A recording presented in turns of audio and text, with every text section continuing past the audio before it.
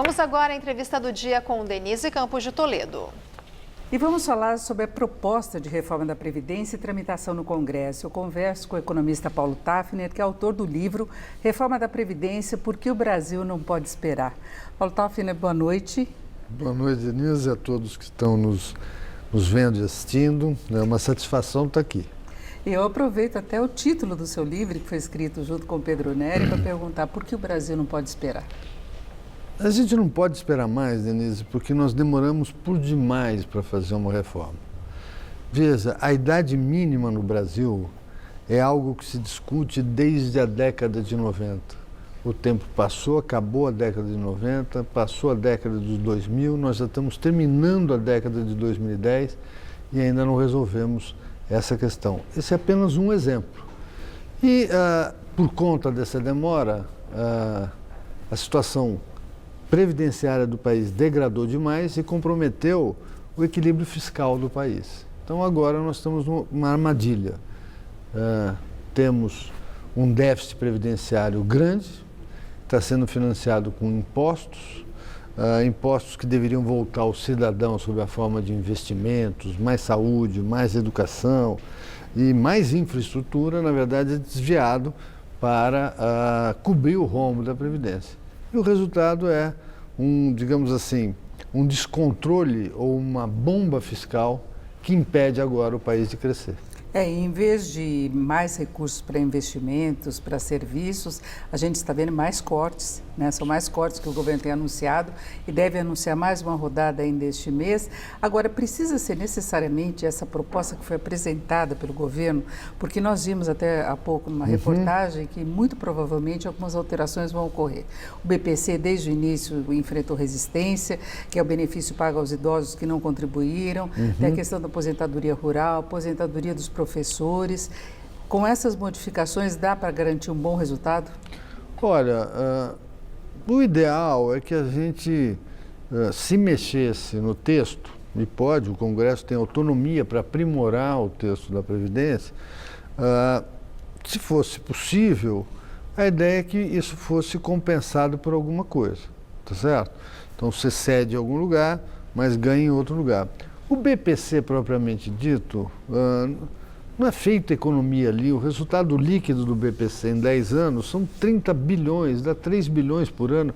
Não é aí que o governo está fazendo economia. Eu acho até que foi mal apresentada a proposta, mas a ideia é boa, você antecipar para idosos uma parte do benefício mais cedo e postecipar o benefício completo. A ideia não é ruim. Assustou que seriam R$400, né?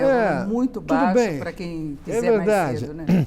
Mas poderia ser bem calibrado de forma que não comprometesse as contas públicas, porque aquele que é candidato ao BPC, ele já o é aos 60, aos 61, aos 62. Então, antecipar uma parte é razoável. Quanto aos rurais, o que eu tenho verificado é o seguinte: é necessário que todos, inclusive os rurais, tenham um aumento de idade. O que está sendo mudado de idade no rural é a equiparação da mulher com o homem aos 60 anos. Isso é bom que os senhores saibam. Hoje, o rural se aposenta se homem aos 60 anos e a mulher aos 55. O que está sendo proposto na reforma é que os dois se igualem, homens e mulheres se igualem. Muitos são contra, e são contra por uma razão. Eles querem diferença entre homem e mulher. Pois bem, então faça. Faça como é a regra geral, 3 anos de diferença. Põe mulher 58, homem 61. Pronto, está resolvida a questão. Há outros pontos que são os professores. Também será exigido 60 anos para homens e mulheres. O que não pode é, como alguns querem fazer crer, que para professores não pode ter nenhuma idade mínima. Há que se ter alguma idade mínima. Não é possível que professores hoje em dia se aposentem com 46, 48 anos. Enquanto muito novos, né? Muito jovens, que vão viver até os 70, 80 anos. Enquanto o trabalhador pobre desse país se aposenta aos 65 ou 66 anos se homem e as mulheres aos 62. Então, há que se ter... Certamente tem outras categorias mais desgastantes do que professores. Sim, exatamente. Não desmerecemos, os professores talvez tenham que ter um tratamento diferenciado, mas não assim, sem limite nenhum. Então, nesse caso também, se não deve se igualar homens e mulheres, talvez colocar 58 anos para mulher, 61 para homens, né, com uma transição e pronto. Todos terão uma idade mínima no país. O que não é aceitável é que haja algumas categorias que não tenham nenhuma idade mínima. Agora, qual o eixo central dessa proposta que não pode ser alterado, que faria muita diferença do ponto de vista financeiro e até que ponto se pode contar com uma redução do resultado esperado? O governo conta com 1,2 trilhões em 10 anos, é a projeção com tudo que foi apresentado. Sim. O que seria mais ou menos satisfatório Do hoje? ponto de vista fiscal, as duas medidas mais potentes são, obviamente, o estabelecimento da idade mínima e a transição, que é relativamente curta. Então, mexer nas idades mínimas, por exemplo, deixar categorias sem idades mínimas, isso pode representar uma perda muito grande na economia que se pretende fazer de 1 bilhão e quase 200. Agora, é possível que se tenha, o Congresso julgue por bem, no aprimoramento do texto, desidratar, né, como se diz, um pouco a reforma. Agora, essa desidratação tem que ser, como ocorre na vida das pessoas, uma desidratação pequena, porque se for uma desidratação muito profunda, mata o paciente. Esse é o nosso caso. Então, não pode desidratar demais. 700, 800 bilhões daria? Eu trabalharia assim, estou muito convencido que os parlamentares, ao longo do debate na comissão especial, muito bem coordenada, né, pelo deputado competente Samuel, que vá convencer os seus pares, levar os argumentos corretos e obter uma aprovação ali e no plenário que leve alguma coisa como uma economia, né, de pelo menos 850 bilhões nos 10 anos vindouros. Agora, a questão política. Você participou na semana passada da comissão especial para explicar esses pontos todos da reforma para os parlamentares. Agora nós percebemos já alguma resistência de alguns políticos. Paulinho da Força até surpreendeu ao dizer que ele espera que não seja aprovado nada de muito grande aí, o bastante para dar suporte político para o governo Bolsonaro. E neste final de semana, o ex-presidente Fernando Henrique cobrou que não haja preocupação apenas do ponto de vista fiscal, mas também na questão da redistribuição, né? Até citou um economista que é totalmente contra a proposta de reforma da Previdência e acabou gerando muita polêmica nas redes sociais. Foi ontem essa mensagem colocada por ele. Esse tipo de resistência ainda pode prevalecer nas discussões? É possível que sim. Quer dizer, o deputado Paulinho da Força, ele manifestou uma preocupação que está dentro do rol das preocupações políticas dos parlamentares, nessa luta político-parlamentar. Tem direito total de manifestar a sua opinião e lutar pelas suas convicções. No meu ponto de vista, entretanto, a situação do país é tão delicada que, como eu disse, ter uma desidratação muito grande compromete, de fato, a possibilidade de recuperação do crescimento econômico do país.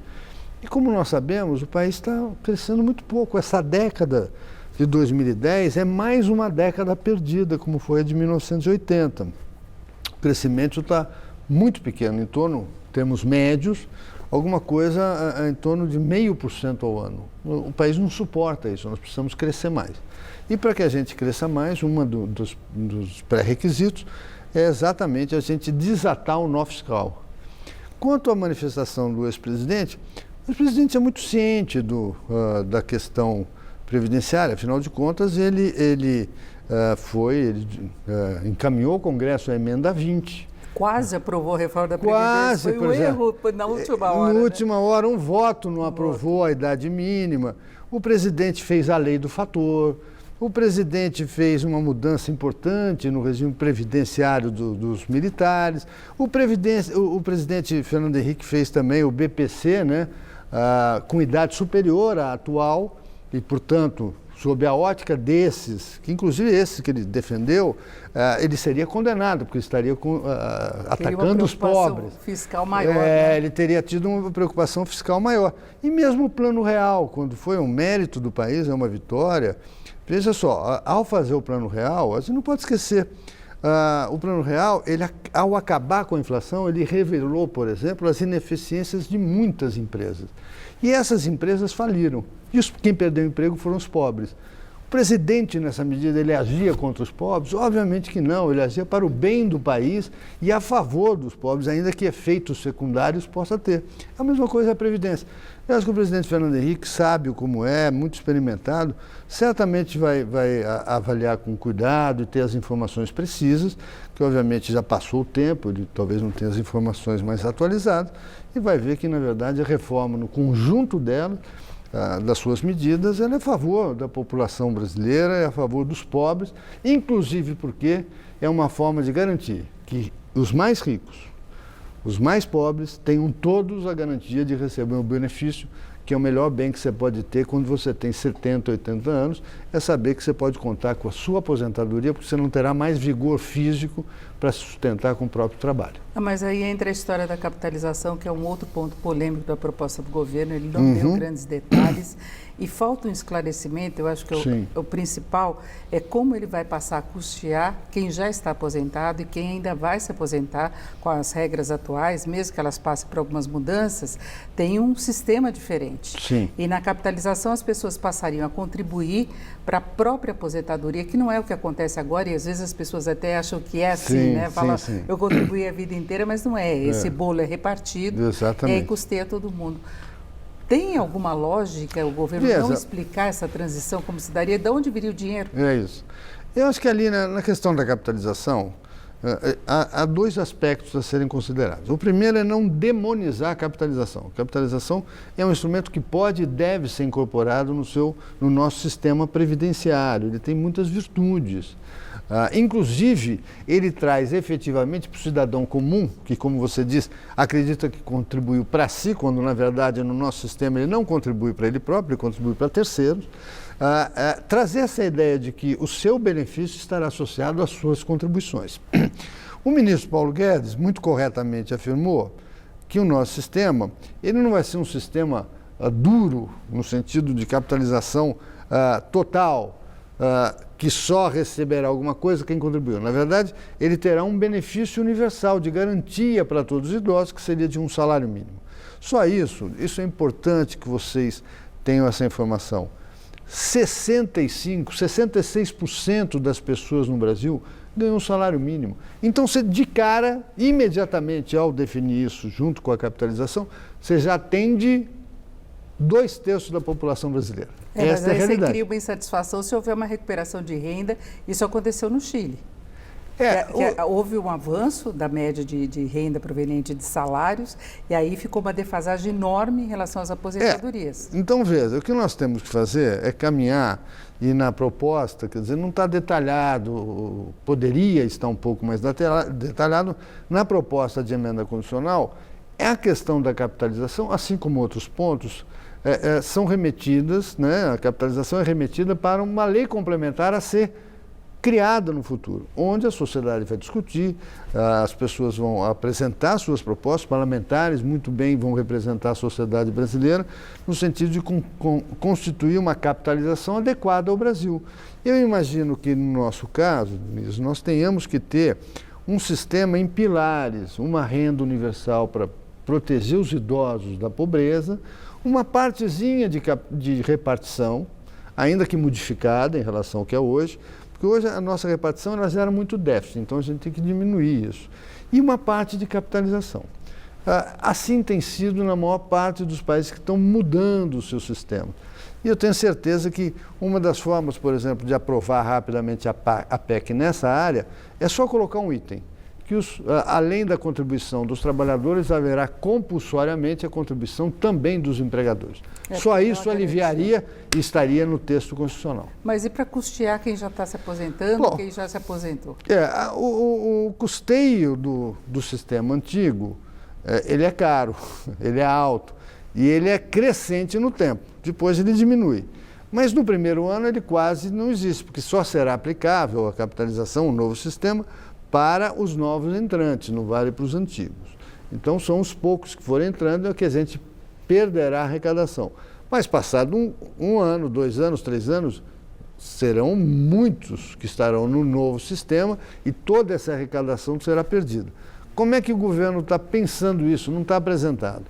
Ele está pensando que uma parte da alíquota de contribuição para a capitalização, criará um fundo de estabilização e permitirá que isso seja custeado. Eu, pessoalmente, acho que precisaria de um pouco mais de estudos. Porque tem um custo enorme desse estoque de aposentados. Agora, antes de nós encerrarmos, eu queria falar da expectativa que se tem em relação à aprovação da reforma, que ela poderá ajudar a destravar a economia. Sim. E a gente está convivendo com dados piores, as projeções estão piorando para a economia. Hoje mesmo o relatório Focus apontou a previsão do mercado de crescimento de apenas 1,45%, algumas instituições já prevêem apenas 1%, 2% no ano que vem. Dá para contar, de fato, com um cenário melhor, com a aprovação? Qual seria o prazo para termos a repercussão nesse sentido?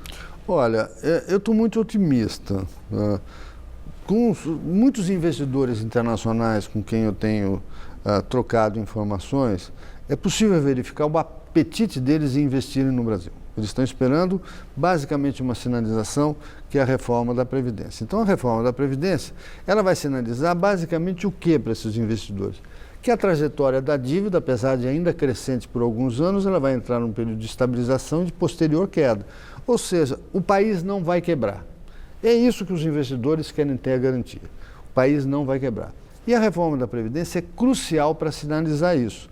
A recuperação vai ser instantânea? Não vai. Não vai. Essa é uma crise, se você pegar todas as grandes recessões do país, a recuperação foi muito mais rápida do que está sendo esta última crise de 2015 e 2016, e com um crescimento, como você disse, medíocre, né? O ano passado, 1%, esse ano talvez... Pode repetir, que é muito pouco, até porque a população cresce a um ritmo maior do que 1%, então significa queda da renda per capita. É lamentável, porque o país é um país de renda média, nós precisamos aumentar a renda. Eu estou muito confiante, digamos assim, na alta capacidade cívica dos nossos parlamentares, da responsabilidade com a população sofrida, com os 13 milhões de desempregados, e na sólida liderança do presidente da Casa, o presidente Rodrigo Maia, que tem se mostrado, se revelando, não de agora, mas há bastante tempo, um patriota de primeiríssima qualidade, preocupado com essa agenda. Eu tenho certeza que ele, juntamente com outros líderes no Congresso, tão bons e tão competentes quanto eles, vão levar essa agenda a um bom termo, ainda nesse primeiro período de legislatura, ou seja, antes do recesso parlamentar, eu imagino que final de junho ou comecinho de julho. Na Câmara. Mas uma vez aprovada na Câmara, eu acho que essa é a grande sinalização. Passada a primeira votação da Câmara, eu acho que aí... E aí, rapidamente, para encerrarmos, a situação dos estados, que seria importante que eles também tivessem toda essa mudança, mas os governadores, eles, inclusive alguns deputados falam que eles têm um discurso pró-reforma, mas os bastidores, eles não agem da mesma forma por medo da repercussão, não é? Veja, a realidade, Denise, é o seguinte, os estados, sobretudo, mas também os grandes municípios, as capitais, eles estão virtualmente quebrados. Essa é a realidade. Não é à toa, se olha o Brasil de norte a sul, tem vários estados que já estão atrasando salários, não estão pagando aposentadorias, não estão pagando os fornecedores. Veja, eu não estou falando de um ou dois, nós temos Rio Grande do Sul, Minas Gerais, Goiás, Rio Grande do Norte e outros estados que vão engrossar a lista. Então, é crucial para o bem do país que a gente faça uma reforma que inclua bem os estados e os municípios. Nós conversamos com o economista Paulo Tafner, como eu disse de início, autor do livro Reforma da Previdência, porque o Brasil não pode esperar. Ele já participou até da comissão especial lá na Câmara, para ver se convence os políticos, né? Muito obrigada. Muito obrigado, Denise, e a todos os seus espectadores.